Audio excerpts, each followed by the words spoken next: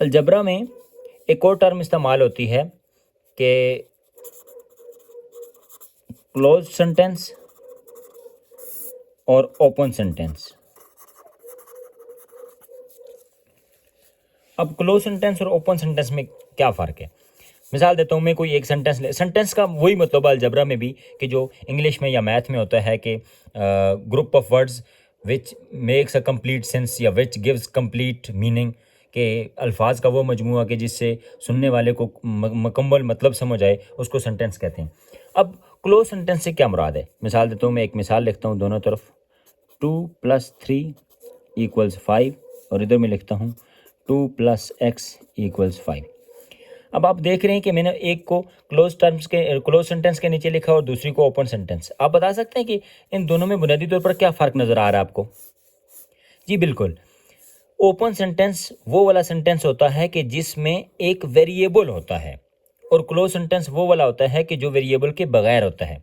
ये इनका बुनियादी फ़र्क है कि ओपन सेंटेंस में कोई ना कोई वेरिएबल मौजूद होता है और क्लोज सेंटेंस में कोई वेरिएबल नहीं होता, बल्कि वो बेसिक अरिथमेटिक का एक जुमला होता है।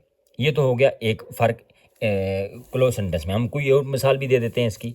मिसाल के तौर पर 9 + 1 = 19, ये मैंने क्या दिया, ये एक क्लोज सेंटेंस है। इसी तरह हम इधर लिख लेते हैं y + 3 = 2, क्योंकि इसमें y वेरिएबल है तो इसलिए हम इसको ओपन सेंटेंस कहेंगे।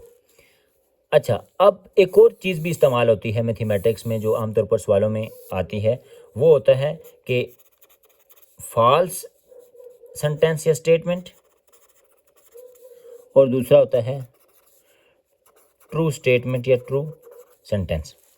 अब आप ऊपर वाली मिसाल ही देखें, इसी मिसाल को देखें ज़रा। 2 + 3, 2 + 3 वाकई 5 होता है, यानी left hand side is equal to right hand side.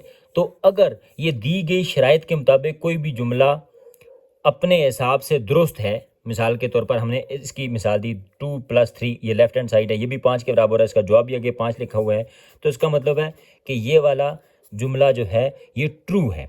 इसके मुकाबले में नीचे वाला जुमला देखें, 9 + 1, लेफ्ट हैंड साइड की तरफ तो ये होगा 10, जबकि आगे लिखा हुआ है 19, तो इसका मतलब है कि ये गिवन जो कंडीशंस हैं उन पर पूरा नहीं उतर रहा, इसलिए हम इसको कहेंगे कि ये फॉल्स सेंटेंस है। ये तो हो गई क्लोज सेंटेंसेस में ट्रू और फॉल्स। मिसाल के तौर पर एक और कोई मिसाल देते हैं, 1 + 1 = 2, 1 + 1 वाकई 2 होता है, तो इसका मतलब है कि ये ट्रू स्टेटमेंट है। अच्छा, इसके मुकाबले में अगर हम लिखें 2 + 1 = 19, तो 2 + 1 तो 3 होता है, आगे 19 लिखा हुआ है, तो इसका मतलब है कि ये फॉल्स स्टेटमेंट है। इसी तरह ये तो होगी क्लोज सेंटेंस की। अब हम ओपन सेंटेंस में कैसे तयन करेंगे कि कोई सेंटेंस फॉल्स है या ट्रू है? अब हम देखते हैं कि ओपन सेंटेंस में क्या होता है।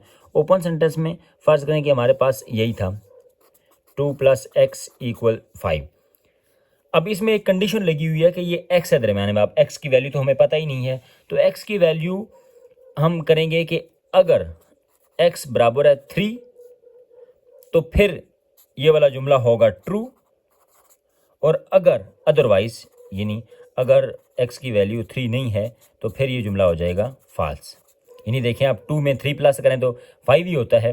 तो इस तरह अगर x हम कंडीशन लगा दें कि x की वैल्यू अगर 3 ही तस्वर करें तो फिर तो ये ट्रू होगा, लेकिन अगर 3 के अलावा कोई भी और वैल्यू हम x की जगह अगर लेट करेंगे, सपोज करेंगे या पुट करेंगे तो फिर वो जुमला हमारा फॉल्स हो जाएगा, क्योंकि वो गिवन कंडीशंस के मुताबिक पूरा उतर नहीं रहा होगा।